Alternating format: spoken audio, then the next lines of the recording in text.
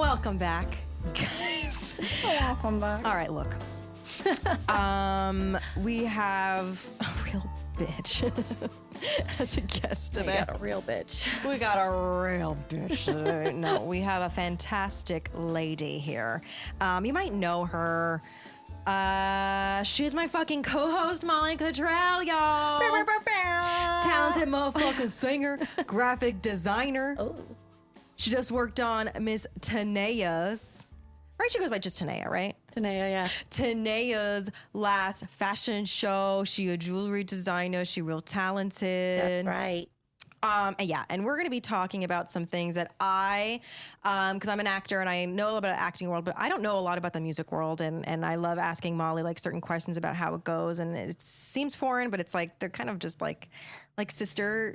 They kind of are, but they're so different because I do the same with you for acting. I'm like, what is this? How does this work? I don't know. Because like representation, I feel like means different things and does different things, sort of. Yeah.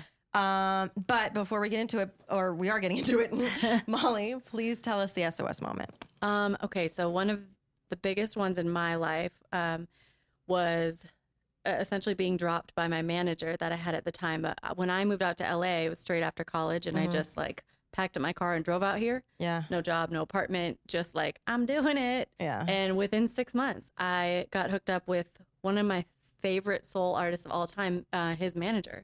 And I was with them for like 2 or 3 years, I believe, recorded a full album with was traveling across the country. And I was like, oh, that seems a little too easy. And then it just all came to a screeching halt. And I was like 25 to pick up the pieces. Well, so when you moved out here, did you have kind of like a set goal for yourself? You were like, okay, I'm going to get a representation around that time. No, I actually didn't even know. Oh gosh, the music industry changes. I mean, it is not the same world as it was when I moved out here, which was 2011. At that time, it still made more sense to try to get a major label deal. But I was real green. Like I had recorded my EP and just had that with me. I didn't even know that prior to moving to LA. Yeah. Oh, yeah. wow. I recorded myself one in Denver before I left college, had a release party, was already had residencies and was playing shows around Denver for a couple of years. Wow, I didn't know that. Yeah, and I was getting like write-ups in Denver and all that kind of stuff, but it's not where I could grow, to what I wanted to be. Like, were you on the hunt for representation there, or was it like? No, I didn't even know what really the role of representation was. I wasn't even like, oh, I need to get a manager. I was out here like, I need to play shows. I need to do shows. I need to be seen. I need to. Yeah. But I didn't even I got lucky at first because within 6 months of me getting here, I had a situation to like hold on to and be like, okay, well, I have people on my team who I don't know how this all works, but they're going to guide me through it. Yeah. So I felt a little bit like saved by that at the time. I thought I had people there to like guide me and help me figure out what that was.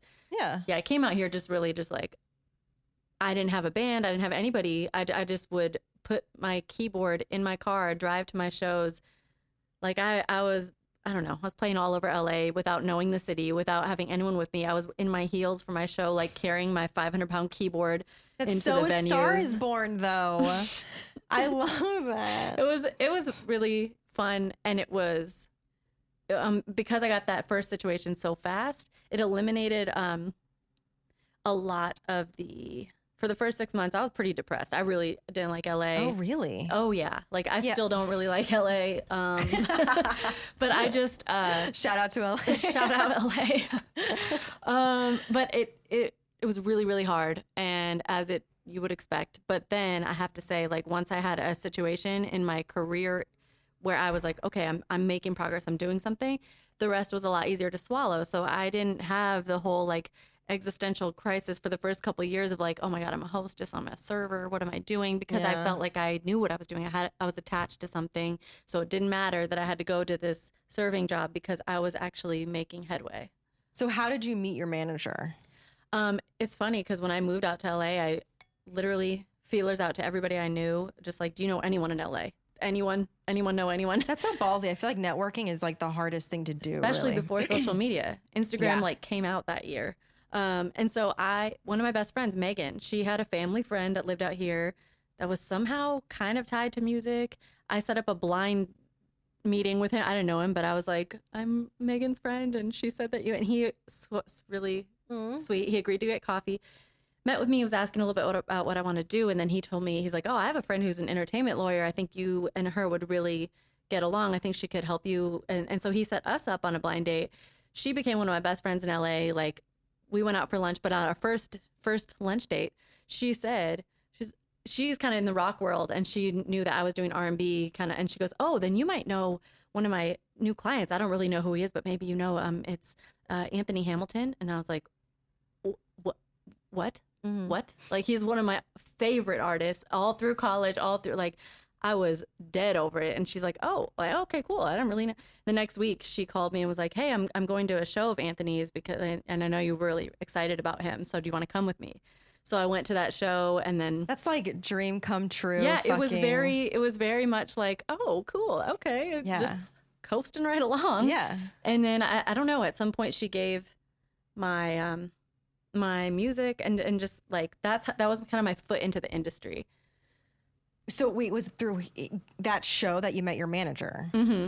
Yeah, it was through that show. And then it just kind of like, I ended up being hooked up with a producer, Kelvin Wooten, who was still to this day like one of my top mentors, huge influence on me, really supported me. I ended up spending the next 2 years recording an album with him, but he lives in Alabama. So I was every couple months flying from LA to Alabama, record 4 or 5 songs, come back here, work at the restaurant, fly back there.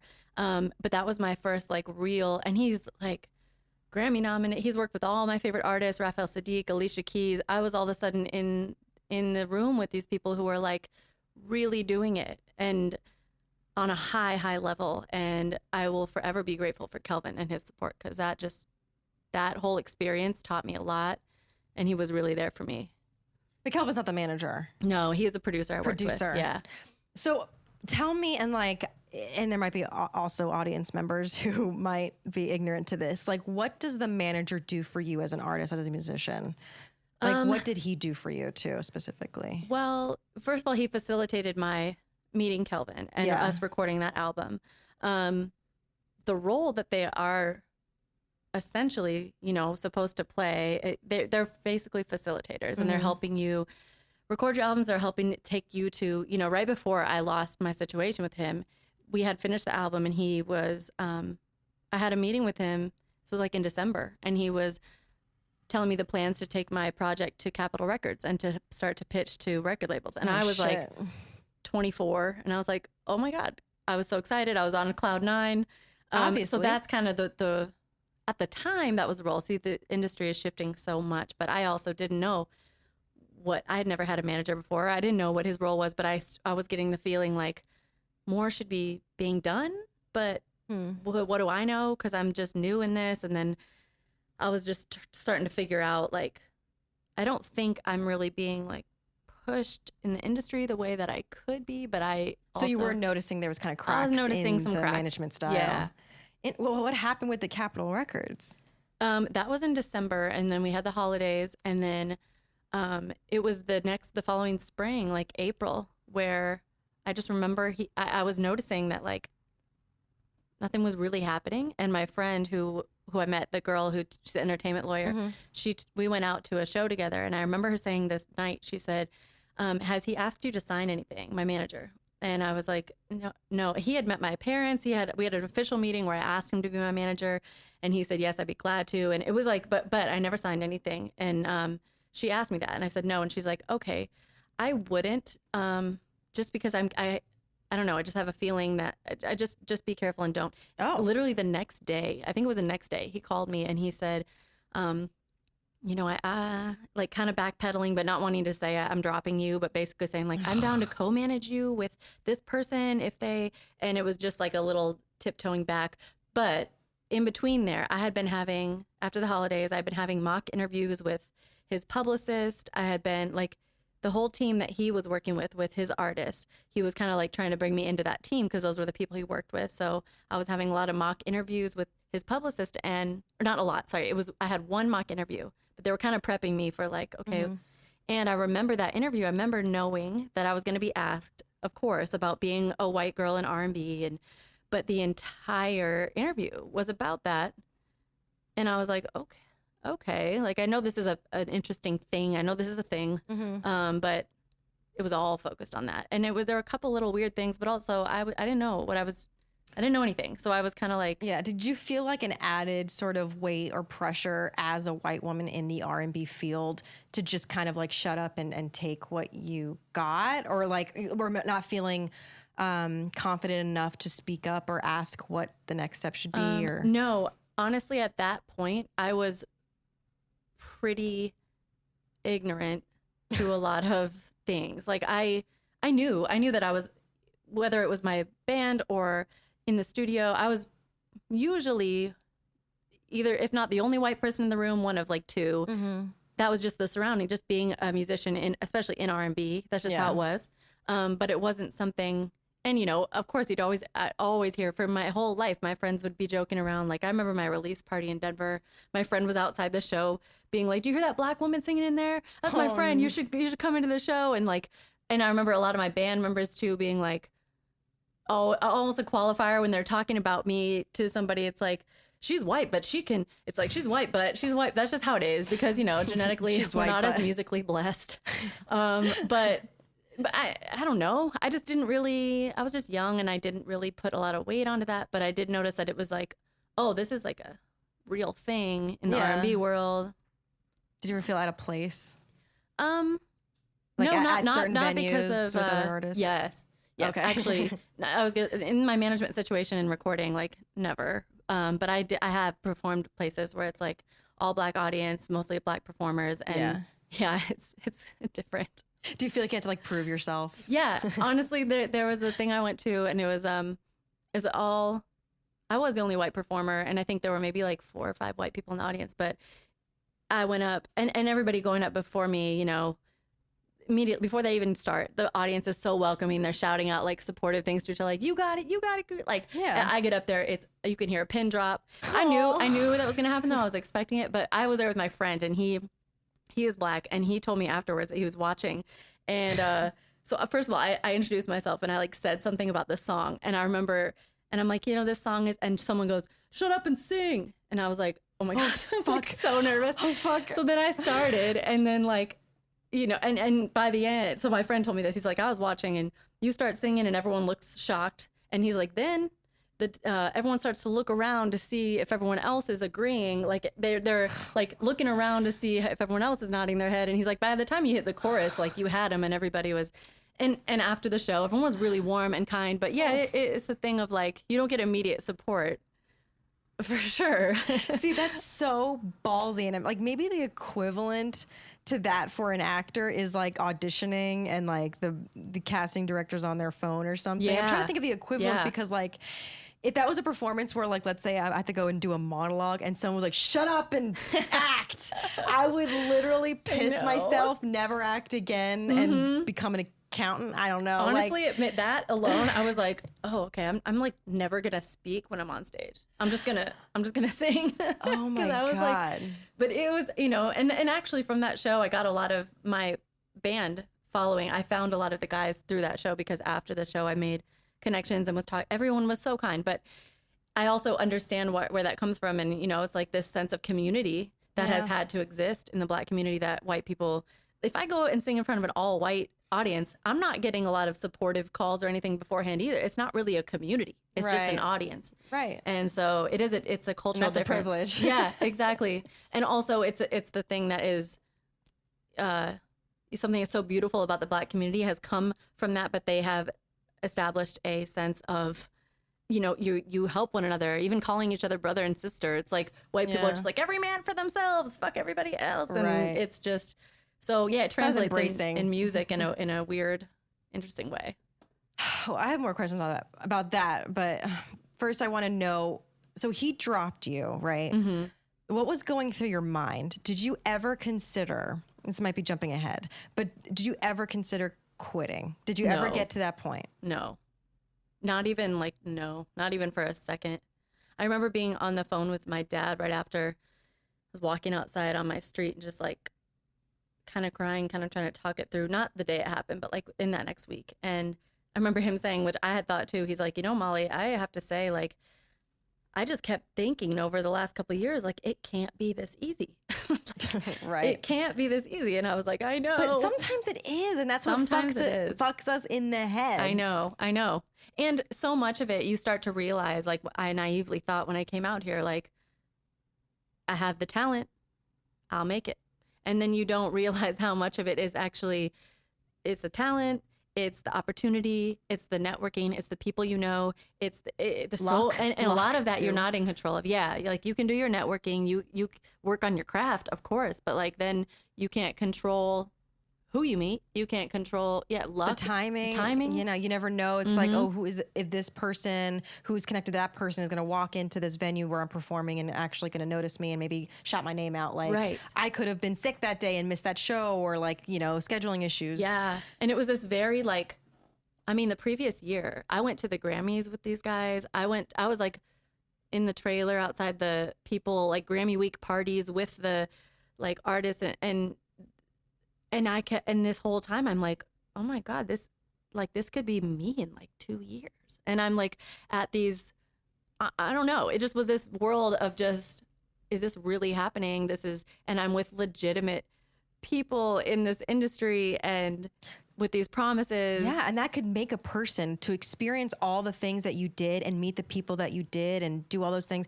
And then have it kind of be all taken away from just this phone call. Yeah. That could make an average person quit. Yeah, for sure. And I never made the decision to be a musician. So I can't make the decision to not be, because it's not even, it's just who I am. So I didn't think of quitting, but I really was like devastated. And all of a sudden my whole life was colored differently. Like I went to work at the restaurant I worked at, and night and day, all of a sudden I was like, oh, this is what it's like to be just to be a server. Like I have nothing else right now. And it was just this whole thing. Oh God, that feeling of just like, I'm just a server. When you have so much talent in your fucking, you know, pinky finger and, you know, and drive and passion. And to think that is heart-wrenching. Yeah. And I have to say, like in retrospect, what I did learn, because those are the moments where you learn about yourself. You learn if you are, not like if you're a quitter, but maybe this isn't what I want to do, because then I would have stopped. And what I thankfully learned about myself was what I had hoped was, I would have liked to have thought about myself. But after that, I was like, oh, it actually just made my fire burn even hotter. Like it just gave me, I had a week or two where I was just like useless, you know, and I was depressed, and I was just like, but I mean, within like a couple months, I had put a whole new band together. I was playing shows every month around LA. I was just like going even harder, because I had kind of been resting on my laurels, thinking I had this team behind me that was going to help me with this and this and this. But then when I'm like, well, I got no one, I got to really kick it into gear. So ultimately it pushed me to work harder, but it was devastating. Did you try and look for other management? Was there a period of time where you're like, I need another manager to fill that gap? No. I still at that time I was more concerned with like performing, getting my music out there. Like, I wasn't looking for another manager. Do you think there is a sort of like accomplishment to have a manager at all as a musician?